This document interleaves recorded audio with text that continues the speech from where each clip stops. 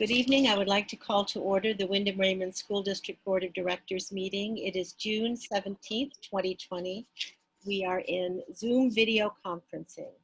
Mr. Howell? Kate Bricks, Here. Jenny Butler, Here. Jenny Cummings, Here. Marge Cavoni, Here. Pete Hensler, Here. Anna Keeney, Kate Levier, Here. Scott McLean, Christina Small. Here. We will now do our Pledge of Allegiance, and I remind the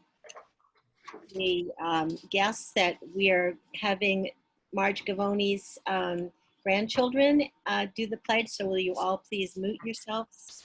Thank you. Gabby. All stand for the Pledge of Allegiance. Ready? I pledge allegiance to the flag of the United States of America and to the republic for which it stands, one nation, under God, indivisible, with liberty and justice for all. Oh, thank you. Very, very good. Okay, Mr. Howell, are there any adjustments to the agenda? We don't have any adjustments to the agenda tonight. All right, thank you. It's now an opportunity for public input. If there's any public that would like to input, now's your time. Okay, I'd like to turn it over to Lynette Hain and Ryan Karen, who are going to discuss the capstone projects and graduation reflections. But before I do, I would like to say how very, very, very impressed I was at the graduation that was last weekend. The whole experience was really beyond anything. And it was 35 hours of hard work. And you made it personable to every single person, every single graduate. So I really appreciate all the people that were involved. So go ahead now. All right, Ryan, is it all right if I start? Yes, I think Okay. that makes the most sense where you were so heavily involved. Perfect. So as a reminder, I'm Director of Community Connections, Lynette, and my office is at the high school. So I tend to do more things with high school level, also because with articles and being connected and internships and all of those different things, high school is the place that makes sense for a starting point for Wyndham. And so that means that I am pretty involved in the capstone process, which is in its second year this year. A number of you were at the capstone fair that happened in the spring last year. And so you got to see a lot of what that looked like for students. And it's pretty similar in the way that it looked this year. So that's one really good thing that I want to point out right off the bat is the way that the capstone looked for students is almost identical this year to the way it looked last year, with a few changes because of quarantine. So that's one really wonderful thing about just the way that this project was designed, is it works with so much flexibility. There's really not a reason for it to not be able to be a part of whatever things look like in the future. It's really well designed for that. So just as a reminder, the things that are a part of the project are 30 hours of research in a topic of the student's choosing. It needs to include a service component of some sort, a community connection, reflection, and a presentation. So there were a few things that were adapted this year. One of those was community contact and advisor with the school became more of an optional thing, just because we knew that a lot of businesses that were going to connect with students might have a lot on their plates, and we didn't want to add additional work for them during this time, so we made it more of an optional thing. There were a lot of students who still had great community connections, either from before quarantine began or because they asked in the right ways during quarantine to get connected. So there was a lot of interviews, there was job shadows, there were still students who could sit on surgeries before this, there were students who could talk to lawyers during all of this, so there was still a lot, but we made those optional. We also changed the service requirement for this year. The requirement last year and for next year was that the service needed to be connected to the topic. So students who are looking to go doing their topic on a career in law needed to do some sort of service related to law. Somebody who was doing their topic on baking cookies would do a service related to cooking that helped the community. But with COVID and then the fact that this was a piece that students were planning to do more in the spring, most students kind of had started the process of figuring out their service piece for the spring, and all of those things got canceled, especially in like the medical careers and the coaching and the teaching and all of those sorts of capstone projects. We said that they still needed to do the service, but for this year we took away the requirement for it to be connected to their project. So that means there were a lot of students who were picking up trash around their communities, getting groceries for people, writing cards for people in nursing homes who couldn't get out. That sort of thing was happening instead. So the service was still happening. And one great thing was that I was able to have a lot of conversations with students about why we made that change and what community looks like for them during quarantine, and how close family and friends really are your community then, and it makes sense that those are the people that you are helping and serving. And so we were able to talk about that a lot more, which I appreciated, and I know students and families really appreciated not having to stress about whether they could figure out how to get that service piece in. And then the other big change was the presentations. And so last year we had a big like science fair deal where everyone could present all at the same time, and teachers could go through and look at a few different presentations, sign off on a few different ones, and it really spread the workload so no one felt that impact. This year, we had individual Google Meet presentations. I saw almost all of them. So about 160 seniors and I interacted over their presentations. A handful of others, Mr. Karen and the other assistant principals and a few teachers I saw as well. And there were a few that were still in person in different ways, some unique things that happened, phone calls or whatnot. But that was the big piece. So while most of my spring plans did not happen because of COVID, I definitely got something else that was put on my plate instead. So it worked out pretty well that I was available to be able to do that this year. Hopefully next year we can go back to the science fair sort of option, and we won't need to do the crazy online back-to-back presentations in May, because that was not ideal. It was good for me to be able to see so clearly what all of the projects look like, and to be able to talk a little bit more about how valuable they've been to students, because I've seen the whole breadth of what those are, as opposed to last year where I got a lot of questions coming in, but I didn't necessarily know everything every student worked on. So that was really good, but it didn't have the same wow factor for students of being able to set up in the gym and have every teacher and every student come through and see what they had done. So some good things about that, some struggles, I think, for students. Overall, the quality of projects this year was actually even better than last year's projects. Those of you who saw the projects last year, there was a lot of really fantastic work that was done. This year, the seniors were aware of the project really well from the get-go. I had met with them last year already to really hit home that this was something that was going to be required. So they had all year to be really working on it. So there were very few students who hadn't started before quarantine happened. Most students had a really good start on their project. So while there were a few students who did have to do all of their research online, which is not ideal, most students had a really good mixture of interviews and job shadows and all of that sort of thing. So there was really high quality projects and kind of really across the spectrum. So students, a lot of students chose to do their project on a career path they were interested in. Just like last year, a lot of them chose things like looking into nursing, looking into cosmetology, different trades, those sorts of things. And a number had it solidified that they were on the right track, and a number had big changes in heart based on their job shadows, which both of those are really good things for our students to realize before starting law school. They don't want to be a lawyer, to not have that debt for them to go through, and to be able to think, okay, business is my route. So we had both of those. And in interacting with all of the different students, most of them were really grateful for having that opportunity to really dig in a little more than they otherwise would have, to kind of be forced to do that, because it really helped them to hone in a little further on what their next step was, instead of making what they realized might have been a mistake. Our students that chose hobbies, so we had some students who looked into Dungeons and Dragons, the board game, some students who did baking, some students who looked into film, different things like that.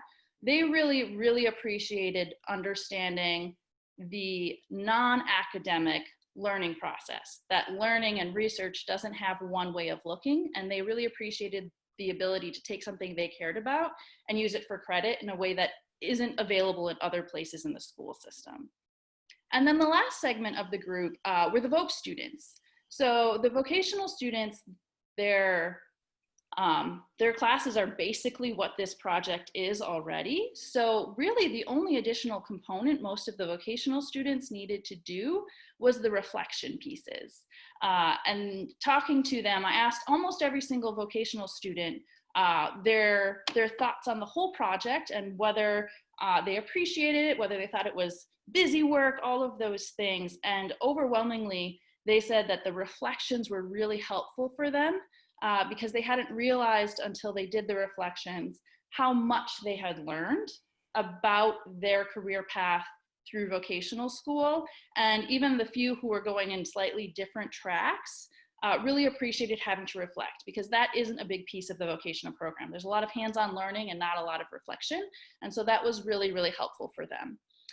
So those were the big pieces of the capstone that I saw this year. I know that was pretty quick, but I wanted to give you space for questions about what that looked like, and also for Mr. Karen. And from my end of things, we couldn't have pulled it off this year without the work that Lynette did. So she's kind of downplaying a little bit. So the 160 presentations she viewed on top of that were opportunities for every kid to check in. And helping make connections for the students. And she just was wonderful in doing that work. And then I kind of came in at the end and worked with probably, I don't know, 20, 25 kids who had some other things that they were focusing on to finish up before they got to the capstone. And we found some creative ways for them to get their research and for them to do the projects. But I agree that the presentation, the overall quality was better this year, I think. We've already got a group of kids that Lynette didn't speak to it, but she's already sharing. She created a form where students could get a capstone approved early. And so they can start their research and their work in the summer. And so some kids are taking advantage of that. And some of the things that kids are planning on doing this summer are pretty exciting. So I think it's really building into the project that we had hoped it would be. And Lynette's expertise with the community, some little tiny things that don't seem big, but are really, really big. She added a thank you note component that the community has really, really liked. So they hear back from the kids. That's something that in my kind of everyday, the way that I do, I wouldn't have thought of that. And it's been a big, I think it's really strengthening our connection with community partners and things like that. We had a huge variety of things. I found this today when I was packing up. So this student made a jukebox that was used in the in Sister Act, in the musical, and then he made a book as his presentation to share. So I'm going to send this over to Chris so you guys have it over at central office when you're looking at it. But it's pretty amazing, step by step, making a replica jukebox for the musical, and the different things that the kids did, and how interested they got. We have a requirement for a 1 to 2 page reflection, and some of our reflections were coming in at 12 and 13 pages. Wow.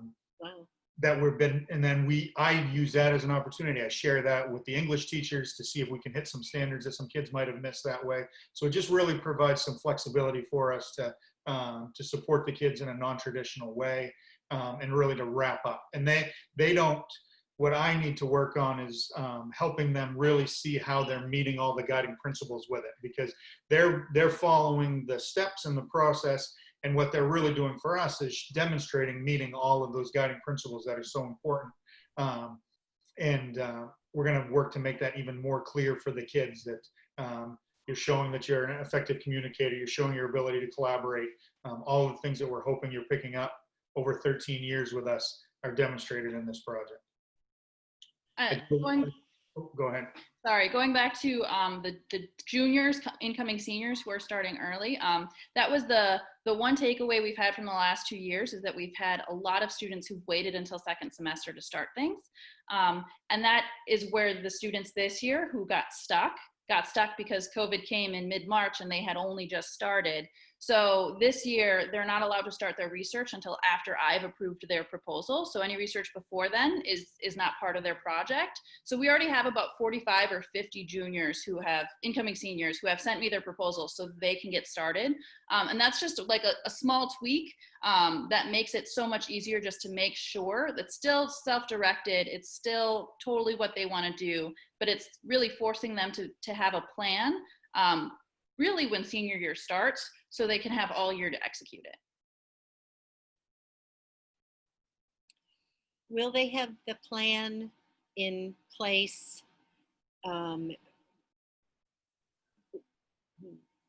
What if they don't have the plan in place? I mean, are these 45 that have already submitted a plan the same people who would have been done in September normally, or?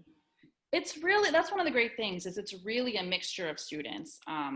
Because it's self-directed, I'm getting everything from people who are interested in coaching to somebody who wants to make a violin, who, like, students who are in all sorts of different places, kind of in what we would consider academic settings.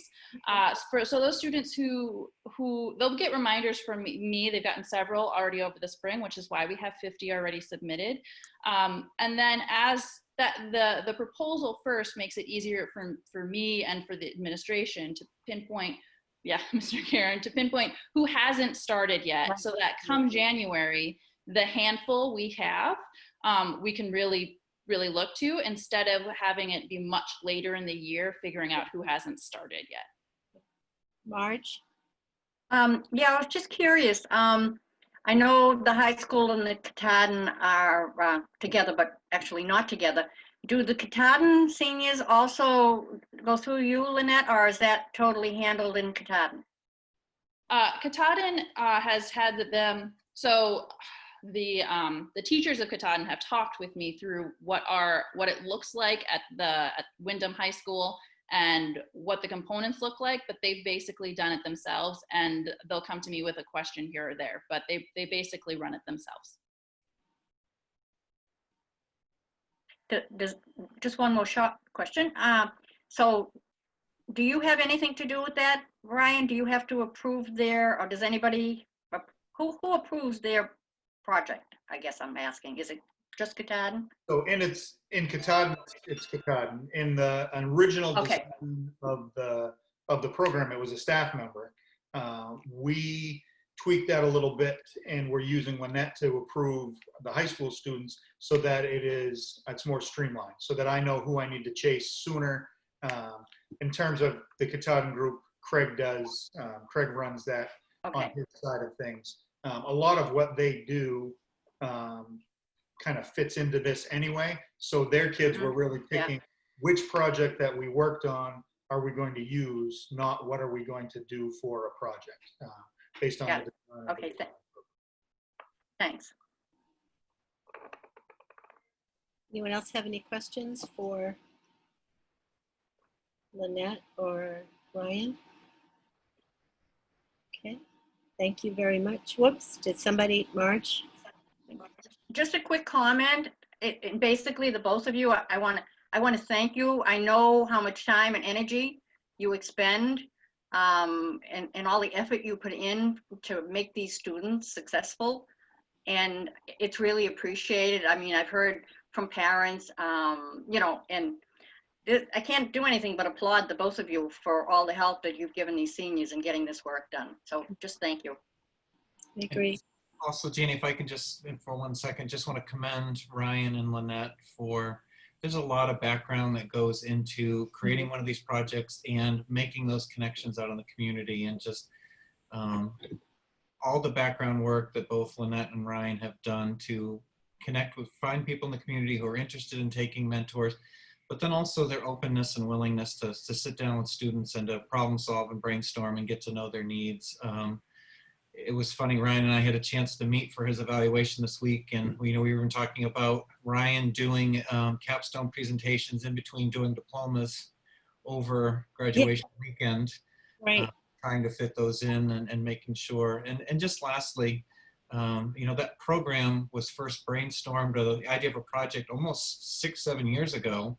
And the original committee that worked on that really, their whole goal was to make sure that kids before they left Wyndham High School had a better idea of what they wanted to do or what they did not want to do. And it just was great to hear from Lynette to say kids are making choices based on that experience, that their families are not investing a ton of money into something that they're not interested in. And so better to find that out in high school than after first semester or second semester of college. Well, when I was reading in the link about the person who decided that they did not want to be a lawyer, I was reminded of the person who last year, who had always wanted to fish for lobsters, always. And then I asked him, so are you going to go into lobstering after you've spent this internship lobstering? He said, hell no. That was the hardest work I ever did. I don't want to do that. So it was, I think this is a fantastic program, and I really appreciate the work that you're doing. Marge?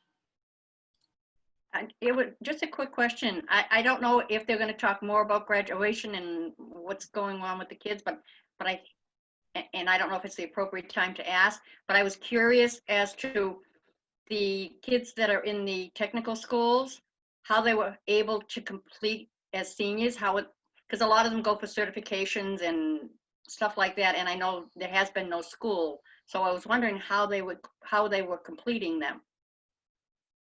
So and I don't know. Yeah, so I'm working with a couple of families. So the paths in particular is closed. The building's not open, so they haven't been able to take, if their programs have had a test, a final exam, some kids haven't been able to take the exam. So paths provided vouchers for the exam for the students. They just got them in the last couple days, and proctors are available. They just can't take them at paths. So some students are going to wait until paths opens up. I'm working with a couple of Wyndham families to schedule some time where I'll provide the space for the student and the proctor at the high school so that they can take their exam. So it's really program by program. Westbrook's work is doing a nice job at setting up a schedule for kids. I think they're going to open up the building a little sooner. But that is so students graduate, they receive their diploma, but if their certification is based on a test, they've provided vouchers. So the kids can sit for the test, and they're usually 1-year vouchers.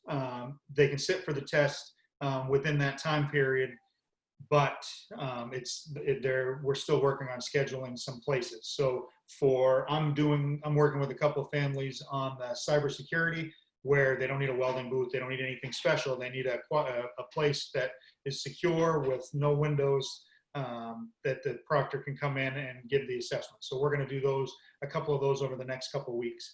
There's some other programs that need some different things that we can't provide, and we're just waiting for paths to open up so that they can do those things. But they've got a plan. It's just taking a little bit of time. Thank you. I mean, I knew you guys would take care of it. I was just curious how it was going to take place. So thank you. Sure thing. And in terms of graduation, we did individual graduations for any student that wanted to participate. It was wonderful. Phil and Vanessa did so much work. It was great for me to be able to say, they'd share the plan.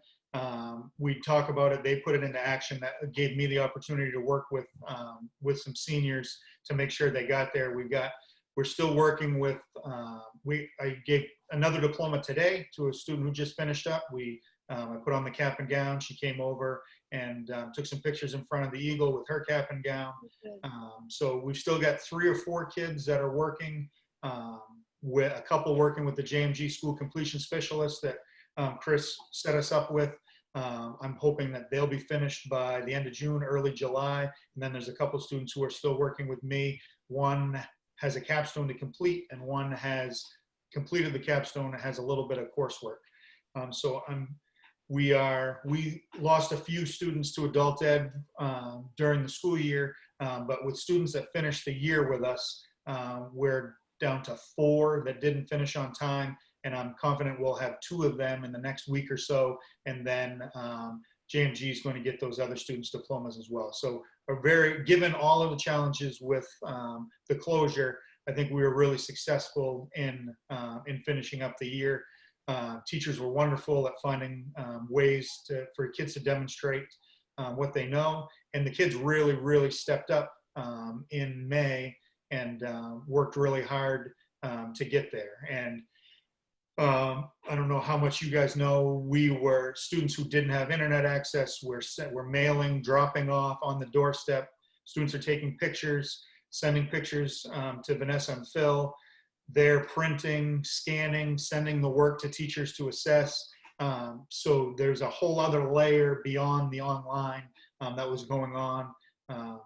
And I think we were very successful. I'm proud of my staff. I'm proud of what we were able to do. And then I was really happy with the graduation that Sue Haypenny and Phil and Vanessa put together with the help of Lynette and Carrie.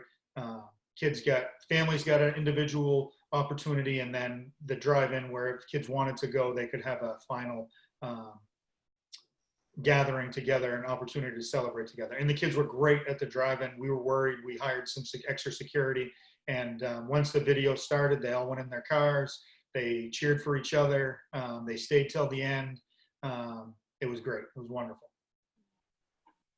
Well, I know I said it at the beginning, but I was proud also of all of you. And the thing that really impressed me was the way that you made each one special to every single child. And when you think every 10 minutes, 160 people, 35 hours, that was phenomenal.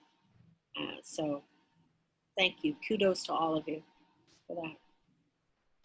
So any other questions as we're, okay, well, thank you again for all that you do and for this stellar, the stellar programs that you do. And we really appreciate them. Thanks again. Have a wonderful summer. Thank you. Okay, we'll now move on to the Return to School 2021 Draft Planning Overview. So we're going to go ahead and I'm going to have Christine share her screen. For board members, you have this particular presentation. It was put in your packets around 5 o'clock.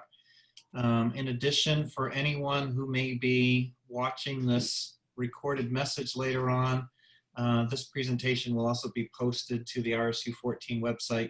It may already be posted there.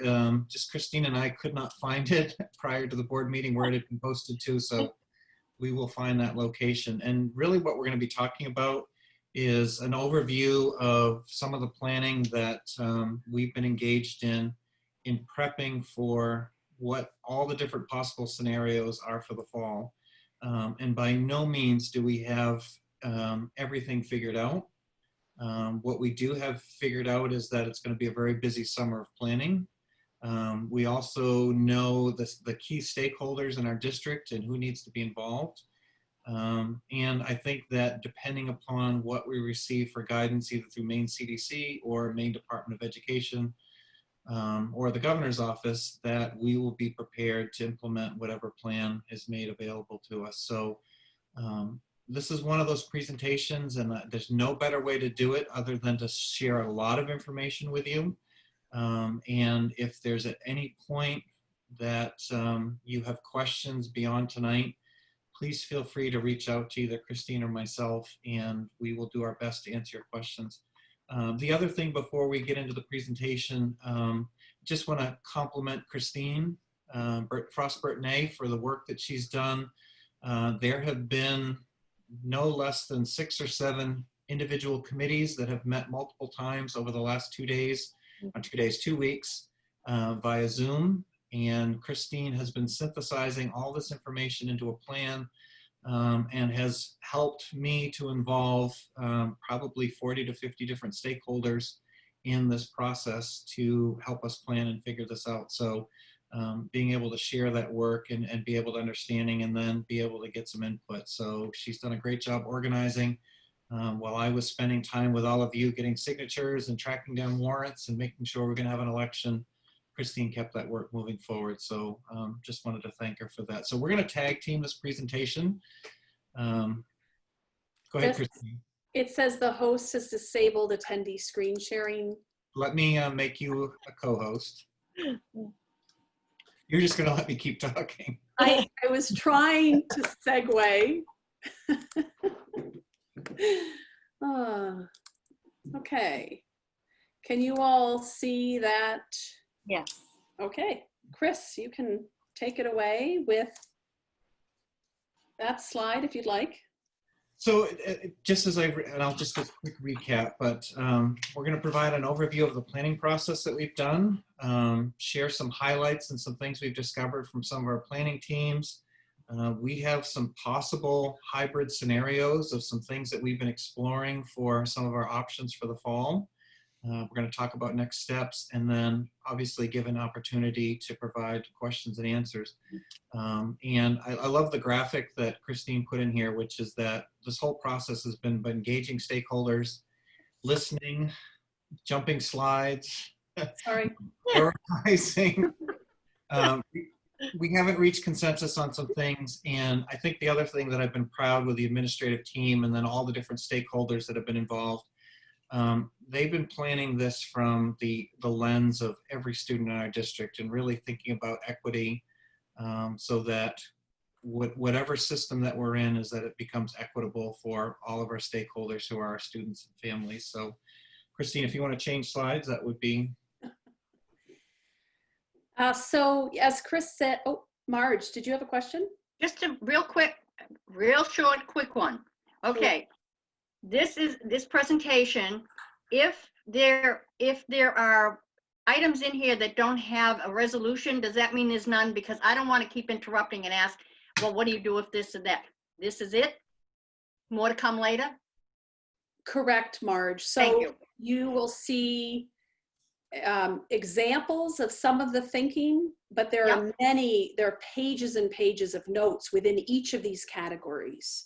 So this is a synthesis of some of the thinking with some examples to help you understand the planning that will continue for the remainder of June and into July. Okay, good. I just didn't want to keep coming in with questions that would be answered at another time. Thank you. Sure. Sorry. So as Chris mentioned, over a series of weeks and looking at CDC and DOE guidance, as well as other organizations, national organizations, looking at districts across the state of Maine and across the nation, we had nurses and teachers, social workers, counselors, facilities representatives, transportation, technology, nutrition, adult ed, board, and administrative representatives joined together in these groups that you see here. Governance group is really working to oversee all of the groups to help with some of the synthesis and really keep safety, equity, and accessibility at the forefront of our thinking as all of these subgroups engage in their work and planning. Health services, the nurses have done a phenomenal job of taking the lead on synthesizing national guidance. The teaching and learning group has had many different folks involved in a lot of planning around PD, social emotional learning, looking at instruction, both in person and remote, assessment, technology, etc. And so what we'll do is we'll walk through the synthesis and some insights into each of these groups, knowing that a lot more is to come. Whoops. And so starting with the governance group, you'll see on the left side of your screen of each PowerPoint slide from here on out, the overarching categories that each group determined were essential for that group. So the left side bullets give you the work, the focus of the work, and then a snapshot of sort of each, oh, sorry, every time I move my mouse, that's happening. My apologies. Does it say Zoom? Does it say Zoom?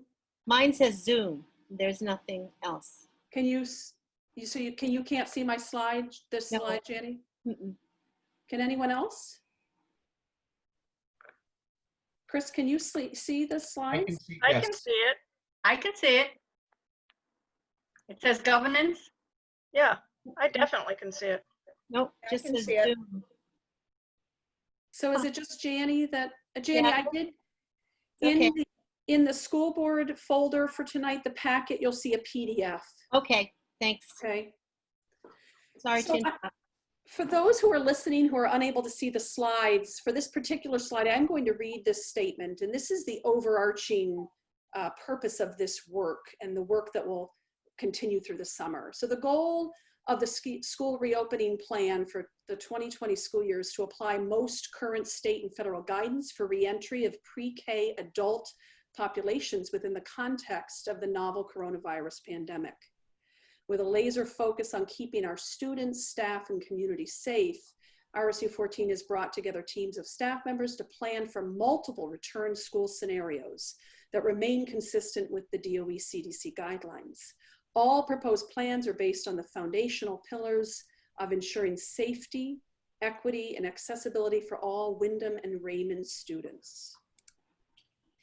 So the governance group also worked to flesh out the 3 different response levels within our pandemic planning. The red level represents 100% distance learning. So in the fall, what would we need to do to continue a fully distance learning model? What shifts would we need to make from the spring distance learning model that we just wrapped up? What insights did we glean from staff, instructional staff, as well as community feedback about distance learning and their needs in supporting their learners at home? So that's the red level. The yellow level is a hybrid. It's a combination of both on campus, in school, as well as distance learning. And we'll walk through those different possible scenarios later on. And then the green represents 100% on-campus learning, all students return to schools, to classrooms, but what safety measures would be in place in order to ensure that we are safe, staff and students are safe. The third component of the governance group was to think about how we will communicate with different stakeholder groups, so students and families from June through October, what kind of communication and the frequency of communication, and for staff as well as the board. And so we've mapped out some folks receiving weekly updates, the board included in that, monthly for staff and when it needs to return back to weekly in August and through the months of September, October, and families as well as staff when we bring them into the conversation through surveys and use that survey data to really help with our planning. Another survey would go out in August to help us, in early August, to help us firm up plans and hoping that we have that state guidance at that time. Chris? Sure. So one of the groups that actually I think I've enjoyed working with the most, which has been a very action-oriented group, has been our group of school nurses, and they are meeting at least weekly, if not bi-weekly, and have worked really hard, not only looking at their present conditions, but then also looking to the fall. In addition, doing some planning based upon guidance that they're reading from other states and guidance that they're receiving from the state nurse coordinator. And so they've been looking at multiple things as far as opening clinics. And on the left-hand side of this slide, you can see some of the things they've been looking at, which is equipment that they might possibly need. So things like we've now purchased thermometers for in the event that we need to go ahead and do some scanning of students throughout looking at their facilities, so providing additional space for nursing offices, because you know in many of our schools, there's some challenges with space. And so if you have a sick kid, we're going to need to have additional space. So even having a well room and a sick room for each of our nurses there. Helping us with implementing physical distancing, looking at treatment considerations, clinic considerations, those procedures to identify. And then again, looking at what policies and procedures need to put in place for partial return, full return, guidance that they can provide to families, flow charts. They've also been working on personal protective ordering. And so the nurses have taken care of that. The clinics now, the orders have been put in. In addition, they've been providing some guidance for me as we purchase protective equipment for staff members for the fall. And so I'm happy to report that I now have 750 face shields in my office, with additional masks and things coming for staff members in the fall. But just a thank you to our nurses and that group for their action orientation as they've been working on this component of the plan.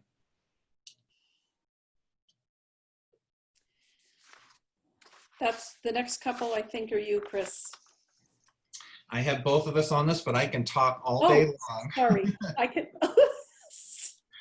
No, and this has been a group that Christine Hessler and Lisa and myself looking at the instructional framework, because one of the things that we have learned through this process, and you think about on March 16th, March 17th, we were put into a distance learning model when we've been doing a face-to-face model.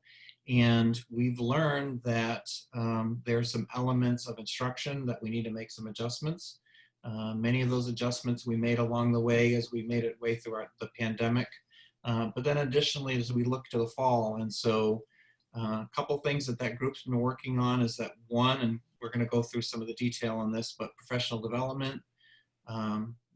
Couple of you had a chance to participate in the social emotional support group and some of the planning for that, looking at our instructional frameworks, our assessment reporting, and something that I think all of us have some questions about, which is that how much of a COVID slide will there be for students as they enter classrooms in the fall? So how do we make some determinations about that and do some supports, and then the technology piece.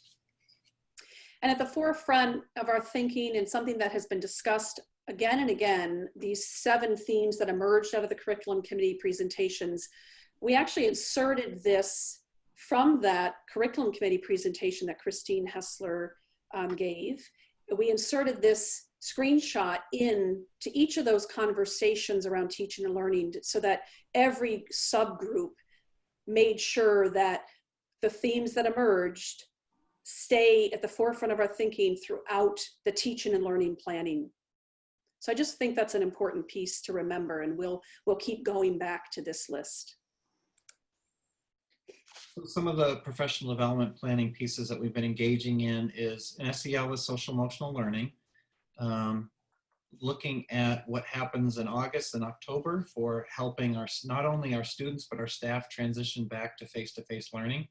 All of us have had very different experiences throughout this pandemic. And so how do we approach that? How do we help students work through that?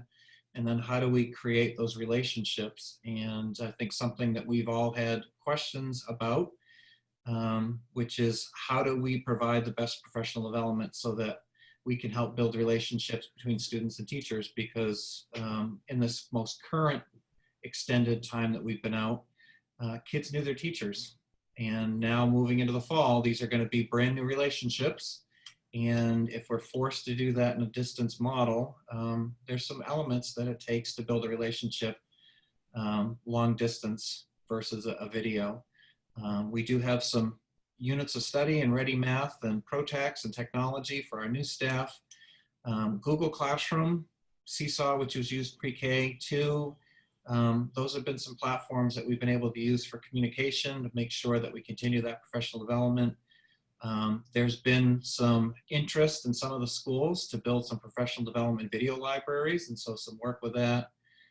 Those standard operating procedures for distance learning. And then I'm just going to move us down to that response intervention. So being able to look at where our students are returning from, because again, some students have had some very positive distance learning experiences and have continued to make growth. Some have maintained, and in some cases, there's some students that we haven't heard from for a while. And so how do we make sure that we're taking care of their needs? And then lastly, and MEMIC has been a partner for us with our, through our insurance. You know, there's some elements in teaching in a COVID-19 classroom, which is hand washing, whether we do masks or not do masks, making sure that there's appropriate distance between seating. All this is going to be highly dependent upon what model that we're in when we return in the fall. And so, as some of you know, the social, emotional, behavioral, and mental health considerations have been discussed by the SEL team, in addition to the team that has met all year, well, as often as we were able, up until, well, snow days, cancellations, and a pandemic. We invited in all of the district social workers and counselors to participate in some of the SEL return plan conversations and work. They were very helpful. So elementary, middle, and high school groups started to map out what they think we need to have set up and ready to support staff and students. A lot of folks working to gather current research on a national level, local resources, and they've just done a great job. Christine Hessler's taking that input and those notes to design a menu of SEL-related professional development offerings for August and October. And we can't thank these folks enough for all of their input. That was the largest group by far, and a lot of great thinking. So we will plan accordingly and get ready for that August in Service Day, where folks will have an opportunity to select areas that they feel they need to learn and grow, as well as some common language, common message, and professional development. But we really want to embed a lot of choice for the practitioners to get their individual professional needs met. Moving on to the instructional framework. So what we are going to do is we plan for what either distance or in-person learning will look like. We're going to map it out in a framework that's in these 4 areas, these 4 overarching categories. So resources to support elementary, middle, and high school educators around direct instruction, some online resources or approaches they might take if they're in a Zoom or Google Classroom mode, and as well as resources that might support a hybrid return with smaller group sizes. So we have direct instruction, guided practice, collaborative practice, and independent practice, and we'll map out some, not too many, but just enough to support folks with what they might need as we head into the fall. But with that, I also want to note that we want to be mindful of a healthy balance of online and offline engaging learning experiences. That came through in those curriculum committee updates, making sure that it's not all digital-based learning, that we really have a nice balance, and we are focused on engagement and fun in the learning. So we will try to put together some resources to support teachers and other staff working directly with learners. And then as far as assessment and reporting, these 2 bullets reflect that we are waiting on guidance from the state. We will map out a diagnostic assessment calendar for folks to refer to, but we're not there yet as we're waiting on next steps. Regardless of our return model for the fall, all schools will be working to resume grading practices and reporting practices that were in place prior to the March-June closure. But we'll keep you abreast of assessment and reporting as we know more. Multi-tiered system of supports and response intervention. So as Chris noted, we understand that there may be skills gaps that emerged as a result of the prolonged school closure. We are working, Danielle Donini and I will be working to support elementary and secondary teams throughout the school year with that lens of intervention and systems and programs to support any needs, whether it's academic, social, or emotional gaps? How are we meeting their needs, and what resources do we have at every building? So she and I will partner and support the teams of educators joining together throughout the year. Our goal is to review response to intervention guidelines, review with elementary, middle, and high school the documentation practices that we have in place, as well as those intervention supports. And we hope to provide that review in August. And I believe that captures that slide. And I'll move on to tech. I think, Chris, that's you. Yeah, I'll jump in here. And this is where I can't thank the board enough for your commitment and investment in technology over time. If you want to talk about equity, this is one place as a district where we were able to provide quite a bit of equity, because any student who needed a device or a family that needed a device, we were able to provide it. And there are districts that did not happen. And I think this is an item that the state is going to need to grapple with different students in different parts of the state had different opportunities based upon what their district had for resources. And in some cases, whether or not a town even had broadband internet. But thank you to the board for what you provided for resources, because that allowed us to make sure that we had tech in everyone's hand. And that's by that equity. We'll continue this summer to work on Zoom and Google Meet. And we have some ideas of some things that we want to work on for procedures and protocols with both of those platforms. I know Zoom has put in some security things even since the pandemic started, but other ways that we can make sure that those particular platforms work well. We've done some orders for Wi-Fi for those families that don't have internet. So being able to support some of those should we be forced again into be distance learning. And then something that's new this year, which we're very excited about, is moving away from our traditional paper pencil registration where parents need to go directly to schools to online registration through a portal, and families being able to do most of the paperwork and then visiting the schools to do the final registration part. So we're excited that we've been able to do that, and through some financial support at little to no cost to the district. So that's something that's going to be started here very, very soon. School operations, which is, I think, this is Bill and Bob and Jeannie and transportation, and just looking at all the background things that have to happen in order for a school to be able to get up and running. So first thing here, guidance from the state regarding social distancing measures. We're still waiting on guidance as to what it is and specific, again, distances or classroom setups, which will help us prepare. Are we looking at having a third of students back? Are we looking at having half of students back, or will we have all the students back? One of the challenges that Bill is working on with the nurses is if we need to screen students as they come to school, and let's say that we're in a full enrollment and everybody's back. Wyndham Primary School has 800 students that would have to be screened a day. Wyndham High School would have 1,000, and then Manchester at close to 400. So how do we do that and do that well? Making sure that food service, that things are taken care of with COVID friendly. I think all of us have seen on the news with, you have restaurants that are opening up with outside facilities. We have restaurants that serve at least 2,400 meals a day. And so making sure that we're meeting those, and then those enhanced cleaning protocols for classroom and large groups.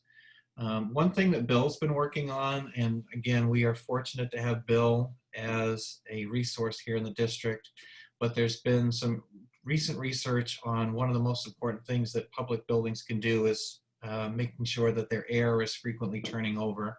And so Bill is now working with mechanical services to making sure that our air handler systems are bringing in as much fresh air as possible daily, as an element of making sure that our buildings have clean air for our students.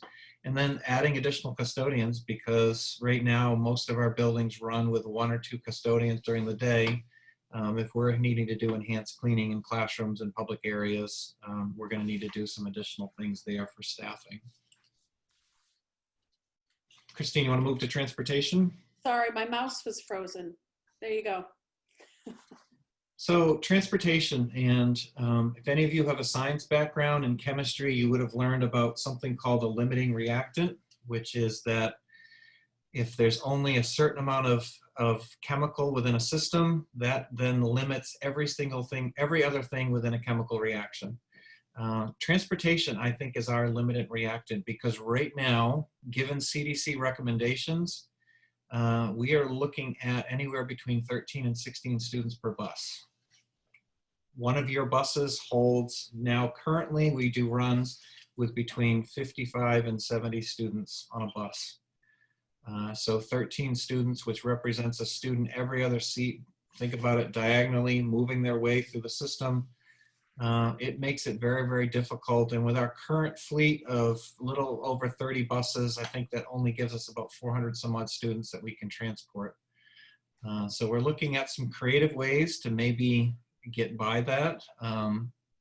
One is encouraging our high school students, as many that can drive, to drive.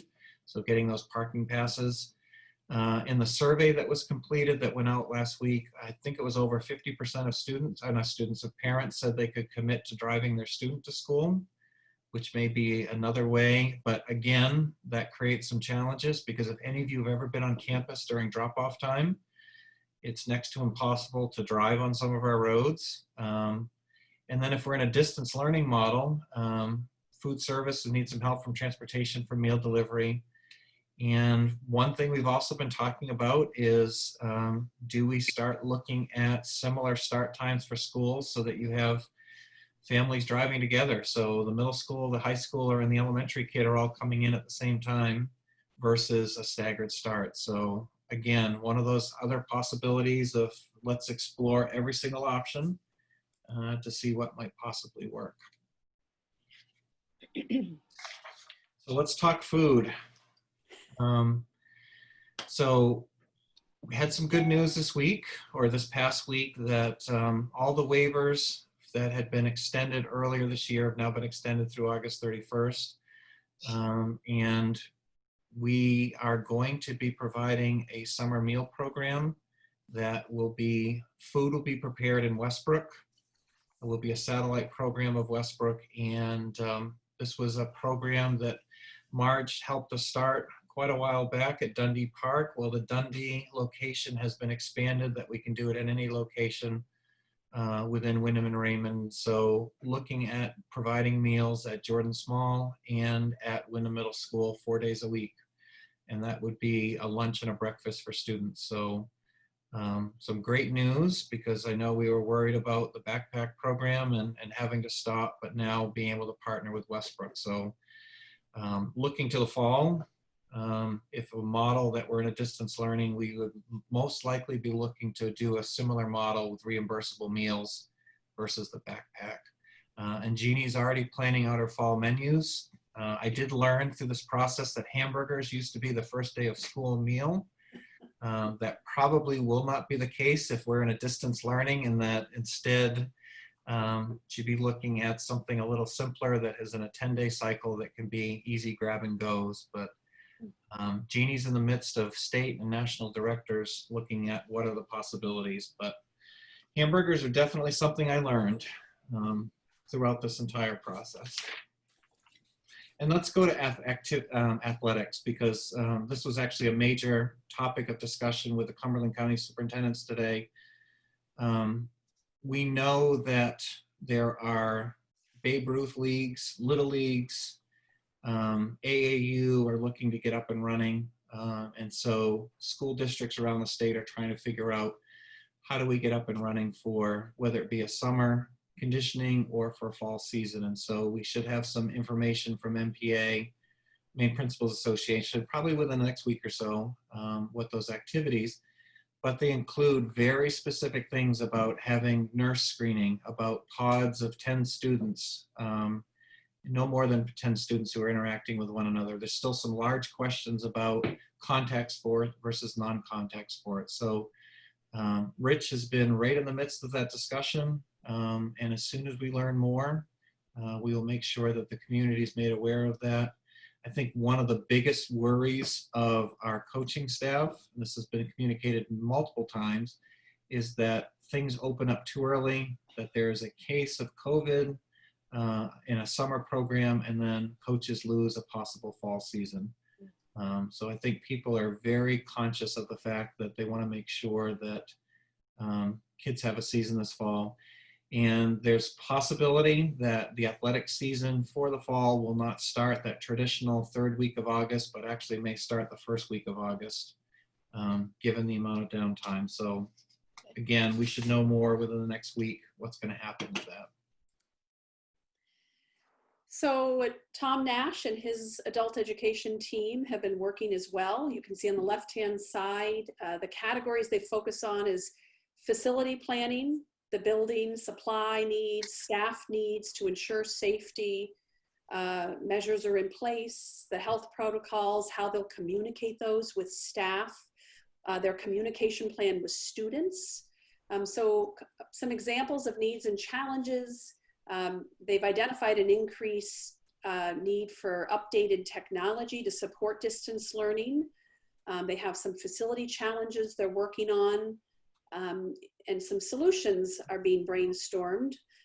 They've been communicating with Bob Hickey regarding the virtual instruction needs that they have, training on different distance learning platforms for both staff and students, working on that consistent communication plan, reviewing student communication protocols with staff and with students. And then Tom is working to collaborate with Cumberland County adult ed directors to make sure that he is in the middle of that conversation to make sure that we are in alignment with other folks in our area. And then the policy committee came together to take a look at the policies that you see listed on the left. So supervision, evaluation of professional staff, grading and reporting, promotion, retention, and acceleration of students, student assessment, local assessment system, student attendance, student absences and excuses, and examining these policies with the lens of how has the pandemic, how has the prolonged closure or a distance learning platform, how has that impacted, or is there any impact on policy language?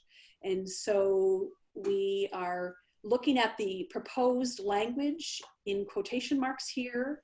In the event of a prolonged closure in response to a pandemic, the following policies or portions language therein could be suspended or amended so that the district can align with Maine Department of Ed and CDC guidelines. And so looking at that statement for the board's consideration so that we can identify specific language or sections of policies that we may need to suspend or amend in light of a pandemic. And now we're going to get into return scenarios. Can you see the bottom here? If I need to move perhaps all of you so you can see this. So as we talked about earlier, in the red, that represents 100% distance learning continued on the one end of the continuum, and on the right, the green, 100% return to school, campuses are reopened. But there are three possible hybrid scenarios that we have considered. We actually considered more than these, but the administrative team, we were able to say no to 2 scenarios, which led to a larger conversation around multiple versions of a hybrid scenario. So hybrid scenario 1 would be group A, students, 50% of the students would head to campus schools on Mondays and Tuesdays, while the other group is in distance learning, and then that group A would head into distance learning on Thursday, Friday. Group B would do the opposite of that. We would keep Wednesday as a day for offline work to occur, or perhaps professional development or staff meetings, staff planning, students working on assignments, projects, etc. vocational students would attend, in this scenario, they would attend the vocational school all day and have their embedded core academics taught at the vocational site, so that you can minimize some of the movement from sites. Hybrid scenario 2 at the top of your screen. Actually, I'll let Chris take it away from there. You can go over the next 2 scenarios. Sure. And this is, I think, what we've been spending our time is just on so many scenarios. But in scenario 2, which is another one that we've kind of floated and looked at, would be 1 week on, 1 week off. And so group of students and either on campus for a week and then off for a week, or just the opposite. And then here's another vocational option, and the vocational options don't necessarily have to tie to a scenario. It's just some of the options we've been talking about vocational, that they would attend half day in person at their vocational site, and then they would do a half day in distance.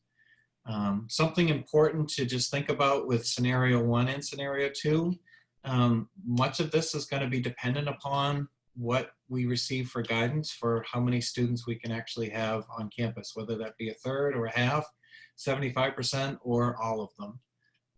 I'm working towards green on the far right side, but in the event that we have to do something else, it's scenario 1 and scenario 2.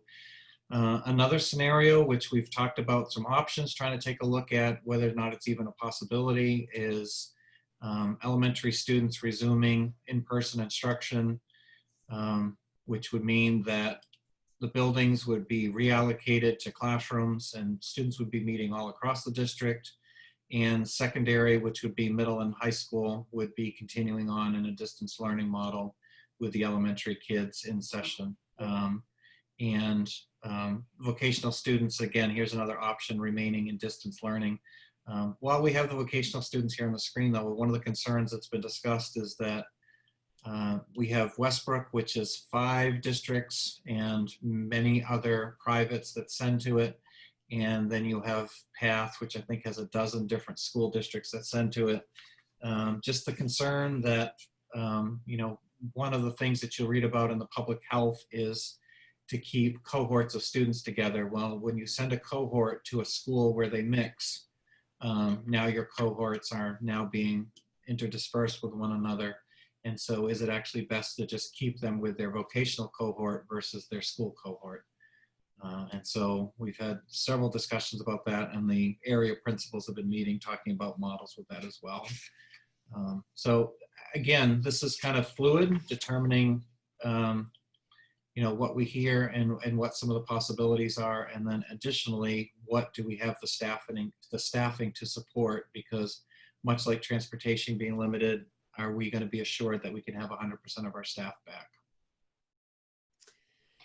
And so last slide, before you folks have an opportunity to ask questions.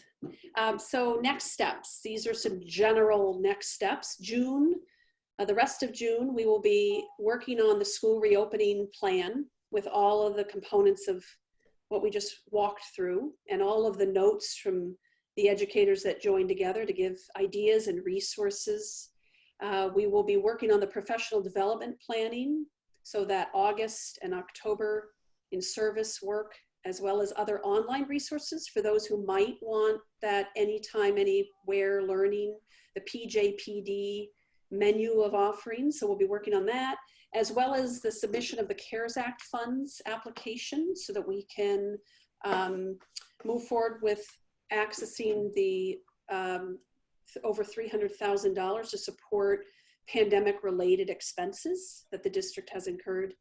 In July, we'll continue with the planning of what fall looks like. We'll continue with PD. We'll add the layer of technology planning, looking at the website, making necessary updates to the website, from updated distance learning links for families and staff to SEL resources for folks, staff, students, families.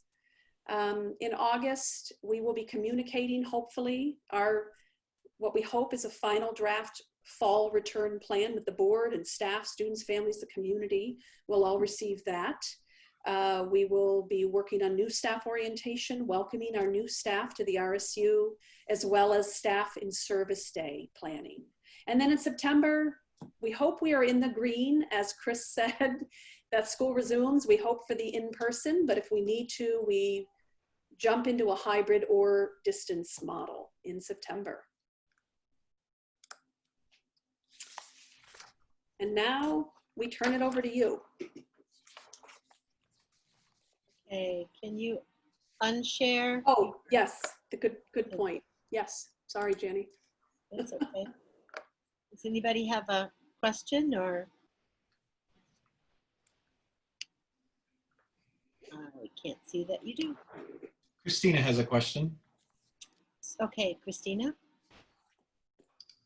Maybe it's too early to ask this, but I didn't happen to see it in the plan. If in any scenario in which there are students and staff on campus, what do we do if we get a confirmed case?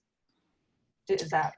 It's a great question, Christina, because that's one of the questions that we've asked our liaison to CDC, because the original guidance was that if you had a case within a building, that classroom itself was isolated and it didn't have an impact on the rest of the building. That was the guidance that was coming out in late February, early March. And so we're waiting for some new guidance for that exact issue, so that if one student in a classroom who's isolated, does that impact the entire building, or does it just impact that one classroom in which that happens? So no, it's a great question. Marge? Oh, did you have a follow-up, Christina? Okay, Chris. Okay, Marge. All set? Okay. On your hybrid scenario 1 and hybrid scenario 2, I'm trying to comprehend how, if, and maybe it's just, you know, somebody's idea yet and we don't know how we would do it, but if you have half the students in school for half the week and they're home the other half and the second group is in there, how are they doing their distance learning when the teachers are in the class with the opposite, on the opposite days, and they're supposed to be home doing it? I mean, it's you understand what I'm saying? It's kind of like you're using the same person to be in person with someone, but also at the same time, they're going to be doing virtual teaching. I kind of got that in both those two scenarios, unless I'm reading it wrong. You're not reading it wrong. And some of the discussions we've had, Marge, is how do we use some of our classroom specialists and support people that when a classroom meets, so I'm Mrs. Smith or Mr. Jones and I have my students, so while I'm meeting with them, do we have other professionals who can be checking in with students on those off days? And I don't want to say off days, but days in which they're doing distance learning from home. One of the things that is absolutely difficult is, as a classroom teacher, is planning for both scenarios. So I do think we're going to have to rely upon some resources to have that happen. Much like in scenario 3, if you were to bring in all your elementary, that would mean that you would have to provide some additional staffing, because we don't have the number of classroom teachers to split all of our classrooms in half. So a great example, what do we have at RES? Either 9 or 10 classroom teachers. So now you would need to have 20, and they would be sprinkled between RES and Jordan Small. Who are those other people that we can then tap upon to make sure that classroom models are being followed? Because even in scenario 3, you're looking at anywhere between 30 to 50% capacity of classrooms in order to make this happen. And then there's the other part that adds to it is we need to feed and we need to do recess. And if you have a cafeteria, how do you do that? So we've also talked about using our gymnasiums and our other large spaces that are used for specials as satellite feeding areas to make sure that we can get all of our meals in. So they're all those, people say the devil's in the details. The details are what actually are going to make some of these things work.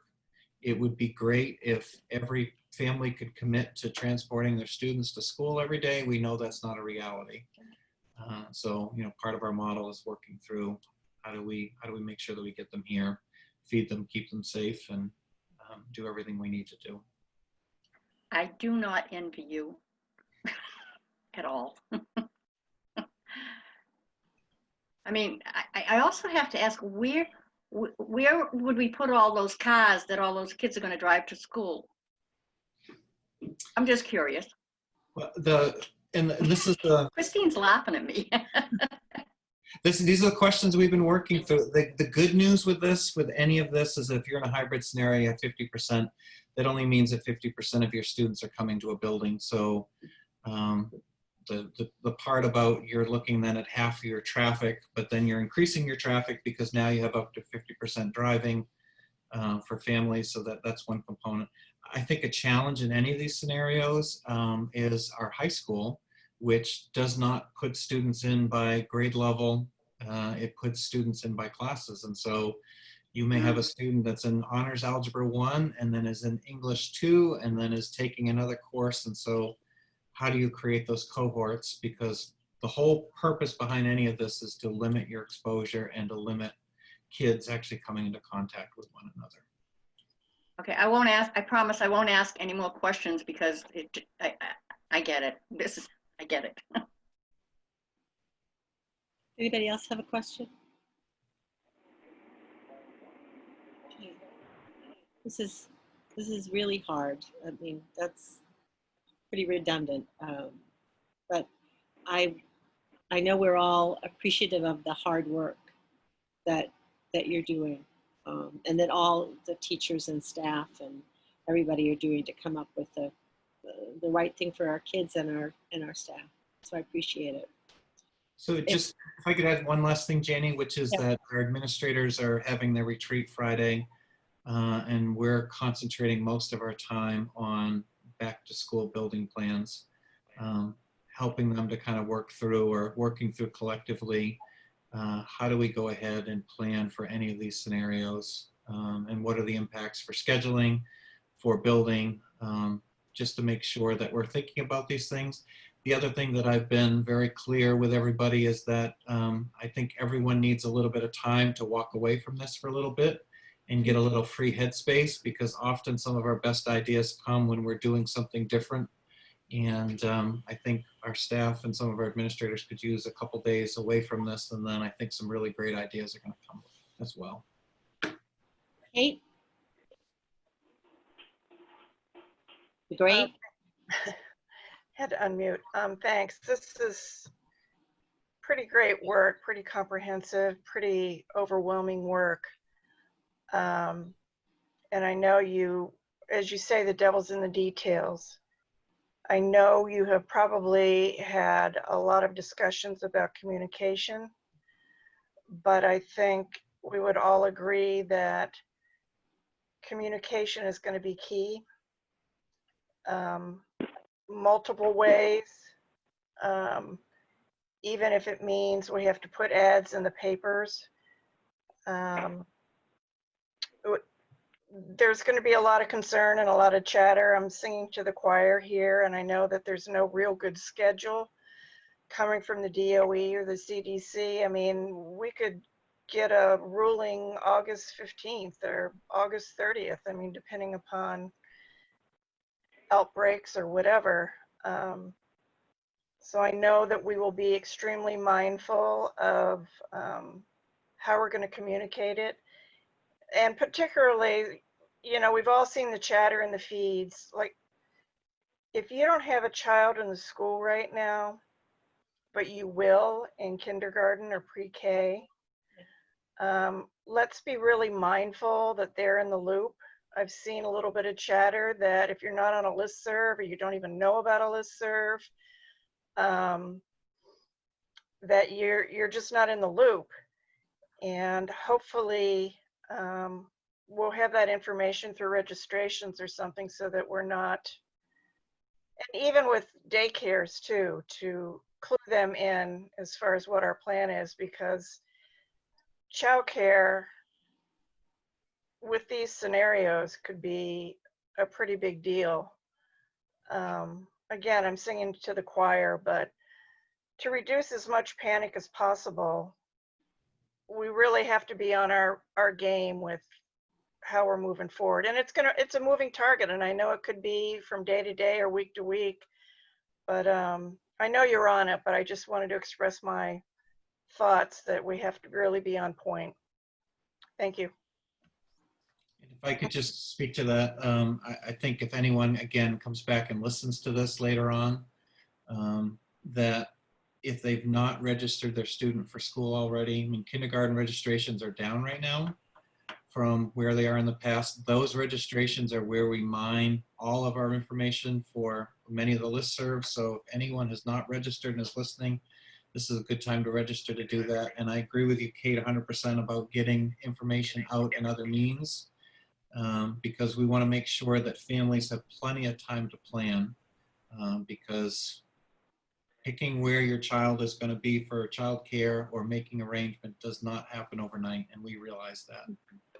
And so we want to provide as much lead time as possible for that to happen.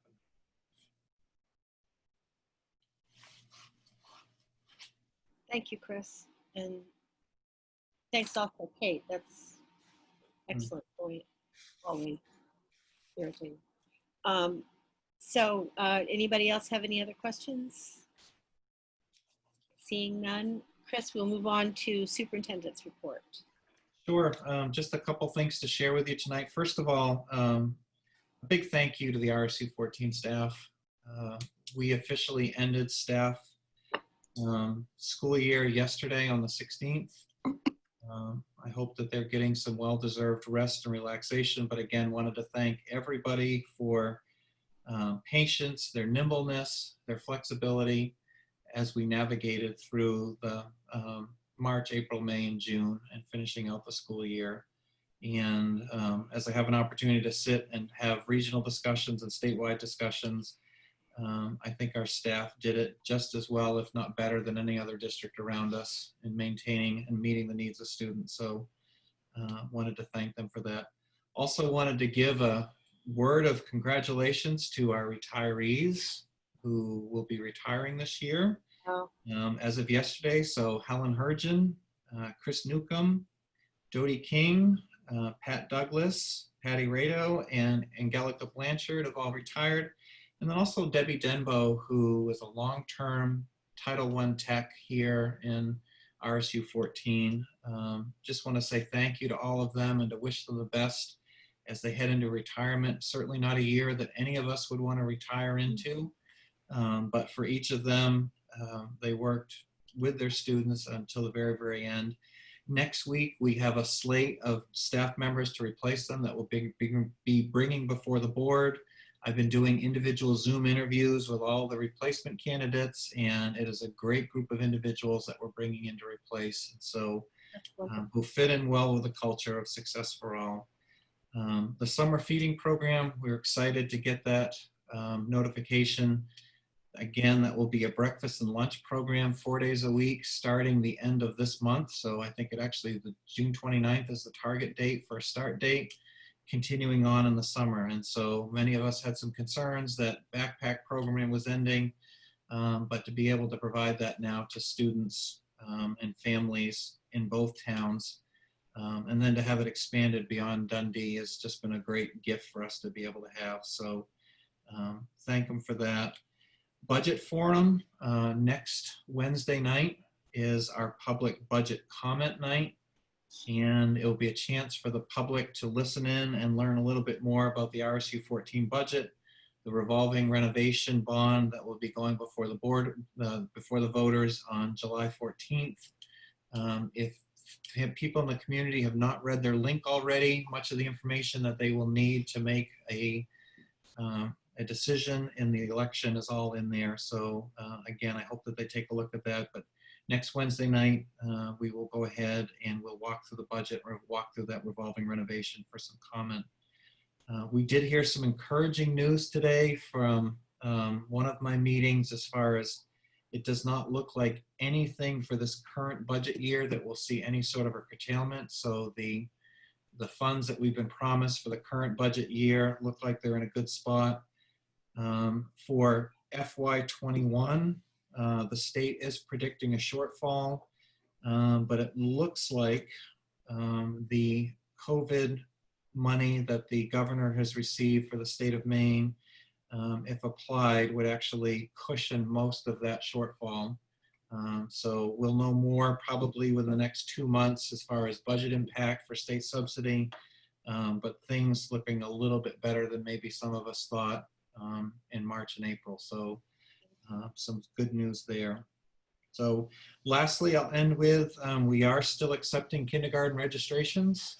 So if you have not registered your kindergartner, we will gladly take them in whatever hybrid distance model. But we will gladly accept them for the fall and to make sure they get registration, because we will be starting kindergarten registration soon. And we want to make sure that we have all of our students so that we can make sure that we do those class lists.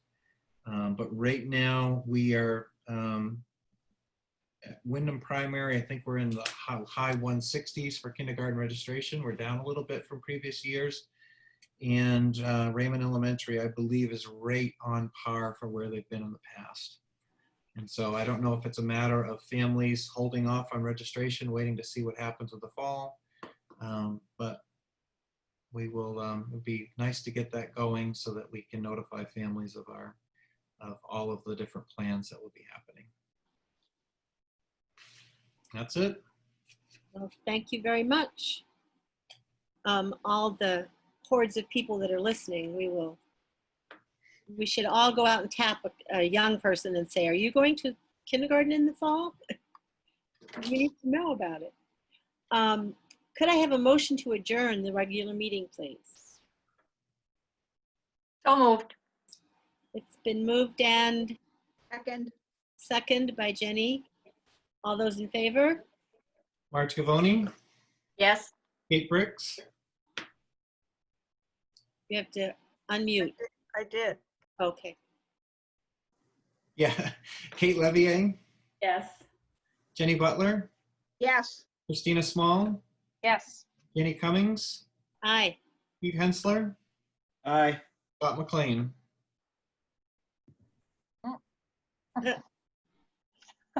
Whoops. Scott. Yes. Sorry. Okay. We thought we were gonna have to record and abstain. I know. Well, so we'll see you all next week. Yay. Thank you all. Have a good night.